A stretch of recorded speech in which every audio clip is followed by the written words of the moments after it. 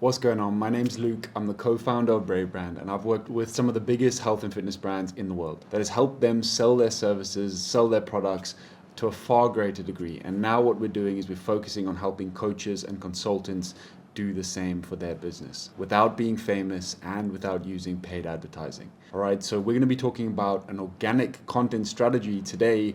I'm not going to be teaching you how to create fancy edits. I'm not going to be teaching you how to put a video together. I'm not going to tell you how to do a hook. I'm not going to tell you how to create the actual bulk of the content. What I'm going to do is tackle the biggest problem that I see all of my clients come to me with initially. And that problem is the biggest block that stops their content from actually producing results and actually selling their services. All right. And so the people that we support are coaches, consultants who have a service to sell, whether that be one-on-one coaching or it be an information product, for example.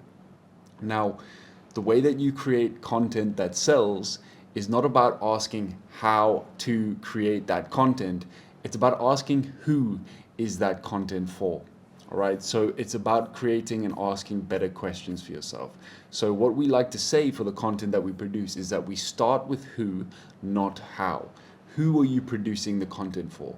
The reason this is so important is that every time you publish a piece of content out into the world, the audience that are watching, if they don't feel like you've literally ripped a page out of their own personal diary, then your content is not going to work. It's not going to sell. All right, and so I see so many people pumping out content, reels after reels. Content becomes their new 9-to-5 job. And the fact of the matter is, you're missing the point. You're missing the beautiful opportunity for you to actually create videos that are useful and valuable to people, that speak to the soul of the things that they're struggling with.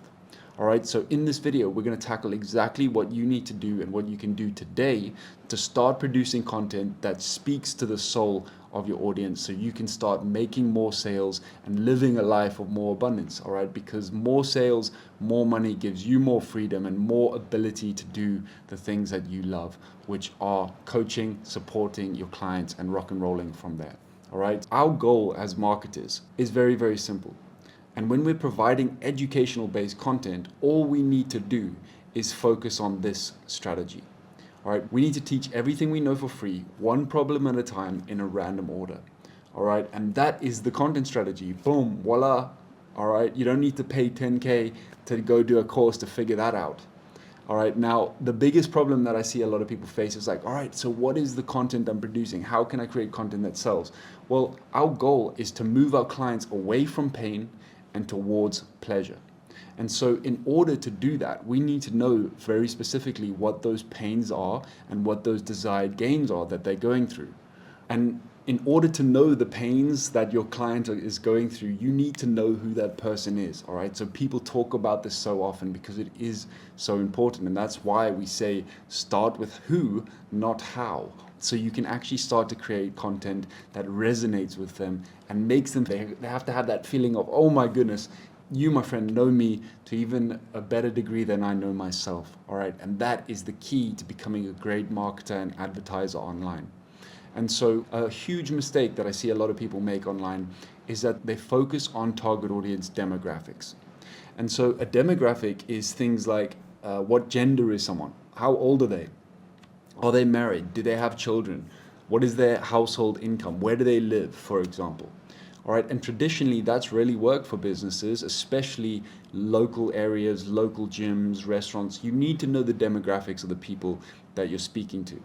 But in the online world and in the online coaching space, we actually need to look at something other than just demographics all the time.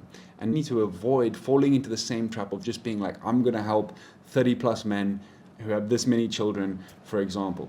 All right, because we don't need to focus on demographics because we have the ability to serve more people, especially when we're operating online. So what I suggest all of my clients do, rather than focusing specifically on demographics, is to focus on psychographics instead. All right, now psychographics are really interesting because what psychographics are compared to demographics are things like personality characteristics, lifestyle, social class, habits, beliefs, behaviors, interests, as opposed to demographics, which are age, gender, occupation, ethnicity, geolocation, educational level, and religion. All right. And I believe as a coach and a consultant, especially in the online space, if you move into psychographics and you focus on those things instead, you're going to be positioning yourself in a way more powerful manner. And you're also going to avoid the common trap of funneling yourself into a niche you feel really trapped inside of. All right. And so psychographics compared to demographics look a bit more like this. For example, let's just pick someone. A psychographic would be someone dealing with issues of unintended weight gain, diabetes, lack of energy, and hormonal imbalances. This is also people who are concerned with their health and appearance. All right, they want a healthy lifestyle, but they don't have much time to do it. They also enjoy going online in the evenings and are a big fan of Pinterest. And they tend to hang out on Facebook and Instagram. All right, they tend to favor quality over poorer quality economy products. They also find fulfillment in their career and their family, and they value time with a small group of friends. All right, so you can see when we do a demographics versus psychographics analysis, one, which is the traditional way of doing things, is like, okay, I get a robotic surface level view of what this person is. But when we look at the psychographics of someone, we really start to understand them on a far greater level. We get to know what their fears are. We get to know what their concerns are. We get to know the things that keep them up at night and keep them awake. Now, this is gold dust, all right, for you. This is really what you want to be tapping into. Because when you can start to understand these things, you can then start to focus on this beautiful tactic up here, which is moving people away from pain and moving them towards their desired gains. You cannot do that if you're just focusing on where someone lives, what their income level is, what age they are. You can take an educated guess, but you're really going to be severely limiting yourself in the content that you're able to produce. Now, as an example, and what we do for most of our clients is that we encourage our clients to choose two primary audiences as opposed to locking themselves into one primary audience. Yes, it's great if you can get super clarity on who that one person is, but generally speaking, you can open yourself up to a way more broader market, but still target them with really powerful content as a result. And remember that the content that you produce, if you can speak to those problems and you can move people away from pain and towards pleasure, that is where people are going to build trust with you. And we need to remember that trust compresses the transaction timeline. And the more trust we can build with our audience online, the more sales we're going to make as a result. And so what I like to say to people is like, all right, choose two audiences. Choose a primary and a secondary audience. So for example, for Brave Brand, our primary audience are what we call unignited experts. That means they are an expert at what they do. They have a great, specific, powerful piece of expert knowledge in their field, but they don't know what to do to turn that into a monetized personal brand. They just don't know what buttons to press. And that's why we call them unignited. So our primary target audience is unignited experts, and we know what their problems are that they face. They're things like uncertainty, lack of consistent income. They potentially get imposter syndrome.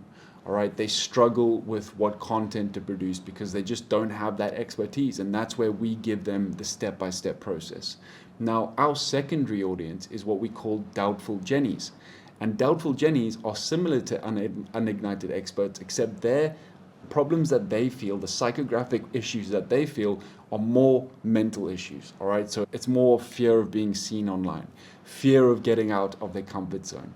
And so what I do with my primary and my secondary audience is that I know that I can help both of these people. But in my marketing assets and in the marketing content that I produce, I focus on the overlap between them. I focus on the things and the points that both of them struggle with. And that's why having a clear understanding of psychographics is so important, because this is where we can start to create highly targeted, specific content based on our audience's issues, pains, and we can start moving them from their pains and their problems towards their desired gains. All right, and this also allows us to have a bit more autonomy in the way that we're choosing people to reach out to and to speak to, as opposed to being like, okay, I can only speak to mothers who are 50 plus, for example, who live in a certain location. All right, so this can open up your business to far more opportunities to create content that actually sells, because when you start producing content to these two people, at the overlap between the things that they're struggling with, is where you're going to start creating really powerful, highly targeted, specific content. Because again, another issue that I see a lot of people face is they hop between different audiences. They change it all the time. It's like, oh no, I got to change here. I got to go here. I got to go here. And what ends up happening is with the diluted focus that you have, you will always get diluted results. And so we really want to just hone this down and know these two people like the back of our hand. We need to know them deeply.